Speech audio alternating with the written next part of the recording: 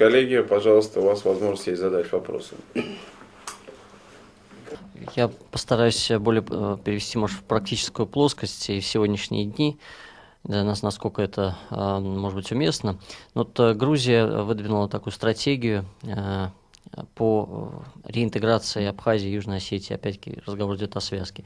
Вот ваше отношение к поведению грузинских властей, вот к этой стратегии, возможно, у вас есть какие-то свои соображения по этому поводу? Вы знаете, я откровенно скажу, я ко всем народам, в том числе и грузинам, отношусь очень хорошо. Потому что, вот, смотрите, абхазо-грузинские отношения, 30% браков – это абхазо-грузинские отношения.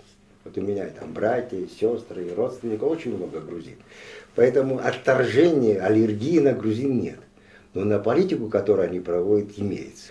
К сожалению, так сложилось, что династически и так далее это не помогало, все равно они воевали. Даже женатые, родственники и так далее, но тем не менее правители воевали за разные, по этому разным причинам. Столица абхазского государства была Кутаис. Это абхазский царь. Леон создал столицу себе для того, чтобы править вот своим государством. Поэтому исходить из того, что, вот я говорю, что вырвать из истории какой-то сюжет и сквозь призму этого сюжета смотреть на всю историю не получается. Поэтому если, я вот несколько раз уже это и писал, и обращался, и, кстати сказать, и с Шеварднадзе на эту тему говорил, и я должен вам сказать, что первый, не первый, а единственный договор, который до войны я подготовил о взаимоотношениях Грузии и Абхазии. И послал Шеварднадзе, послал Арзенба. И Шеварднадзе мне дал ответ, и Арзенба мне дал ответ. Значит, Шеварднадзе сказал, что один пункт его только не устраивает из того договора, который я предложил. 14 августа проект моего договора о взаимоотношениях Абхазии и Грузии должно было рассмотреть парламент Абхазии.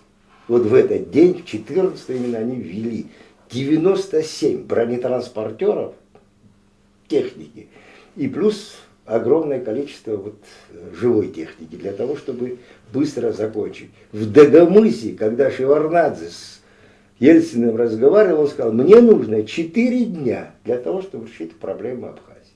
И Ельцин ему дал танблаш на 4 дня.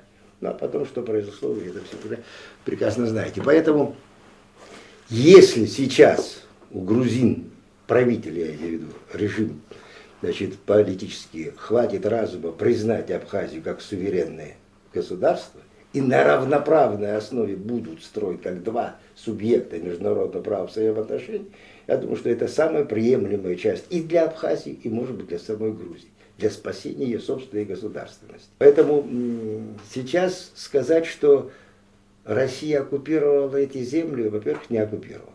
Во-вторых, эти земли не принадлежали грузинам никогда. Единственное, в советское время Абхазию насильственно присоединили из союзной республики, превратили в автономную республику, а потом придаток полностью Грузии сделали. Но это еще ни о чем не говорит. А все-таки, почему я и сказал, что история все-таки совсем иная. Поэтому, если будут строиться на равноправной, взаимоуважительной, как говорят на Кавказе, почтительном отношении, то я думаю, что отношения будут налаживаться. А потом, знаете как, в истории же ясно, же интерес диктует политику. Поэтому какой будет интерес в Грузии, какой будет интерес на Западе, а в сближении сейчас России с Европейским Советом, с американцами, со всеми этими странами НАТО, очень много сейчас совсем по-другому будут расставлять взаимоотношения между народами. Особенно там, где имеется нефть, газ и природные ресурсы. Спасибо. Исмаил Владимирович, пожалуйста. Вопрос такой, сколько вообще в мире абхазов проживает, да, и конкретно в Турции сколько проживают? И хорошо было бы узнать вот отношения на сегодняшний день Турции с Абхазией чисто в экономическом плане.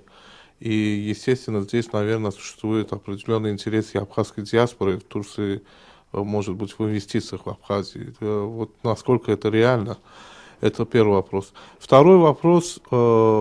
Возвращение, вот мне очень нравится и импонирует вот то, что вы говорите, что постепенно надо решать вопрос, отойти, естественно, от войны. Конечно, война это тяжелый вопрос, и это сразу делать невозможно будет. Но вот перспектива возвращения, скажем, как беженцев или вынужденных переселенцев грузин, от жителей Абхазии, из них тоже часть, как вы правильно говорите, смешанные браки, и они тоже родились там и не в одном поколении. Спасибо. Спасибо большое за вопросы. Вы понимаете, в чем дело? Очень сложно сказать, сколько населения Абхазии живет в разных странах мира. Вот я, например, приведу вам цифру, которая мне известна из источников, но они неофициальные. Допустим, что в Турции проживает до 600 тысяч абхазов. В Турции. Но они же все пишутся турками. И там ситуация такая, там, значит, нет другой национальности, кроме как турецкой. Правда, для того, чтобы войти в состав Европейского Совета, Турции нужно было бы, должна была объявить, и она начинает что-то делать, признать право меньшинств национальных.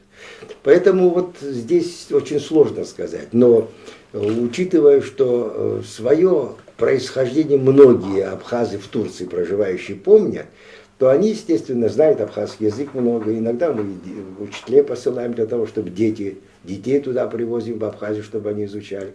И они постепенно начинают внедряться в абхазскую экономику. Но не всегда России удобно, чтобы кроме нее кто-то еще входил в Абхазию. Это тоже имеет политический акцент, особенность. Поэтому они входят, они строят, у них там гостиницы есть, у них там есть вот эти пансионаты, они взяли под себя, там различные торговые такие центры и так далее. Ну и торговля между Турцией и Абхазией, она проходит, но политический аспект, он снят, только экономический. То есть бизнес-интересы, они потихонечку пробиваются. Сирийские там были. Поэтому сейчас вот в Абхазии, по моим подсчетам, где-то 1080 грузин живет. Многие, вот, имеющие родственные отношения, приезжают, уезжают на похороны, допустим, скажем, вот, бывает, когда вот из Москвы там везут туда, хоронят к родителям, к предкам, которые там проживают. Но массового возвращения беженцев в Абхазию, грузин, я сомневаюсь, что это возможно. Тем более, когда еще все эти на глазах могилы, женщины в трауре ходят, и видеть тех людей, это все, по крайней мере, все помнят, все знают. Поэтому массового возвращения мало будет. А потом, я думаю, что Грузия, имея такие огромные ресурсы, может для этих беженцев построить дома, поселки, пускай живут у себя на своей исторической родине. Но, тем не менее, пусть живут на своей родине. Спасибо. Последний вопрос, пожалуйста. Вот вы упомянули, что в советские времена нефть была найдена. Сейчас есть же планы по ее разработке? Ну, договор есть с Роснефтью, которая занимается сейчас в поиске. Значит, если на территории, на шельфе Грузии, там 5 американских, по-моему, даже концерна разрабатывают вот это самое. На абхазской территории договорились вот с Роснефтью, которая занимается поисками этой нефти. Вроде бы есть, они находят между Гали и Ачимчири и вот в районе Пицунды. Ну, насколько это верно, пока не знаю, но, по крайней мере, говорят, что нефть есть. Ну и, не знаю, я как обыватель хочу сказать, что не дай бог, чтобы она там была. Это правильное замечание. Да.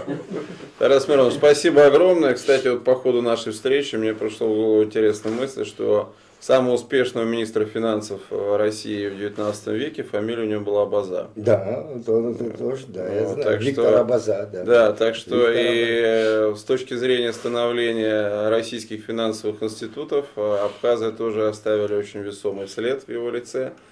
Огромное спасибо вам за то, что вы нашли время прийти в нашу редакцию, и надеемся на то, что это не последняя встреча. Спасибо за приглашение, я всегда к вашим услугам. Благодарю вас. Спасибо, коллеги.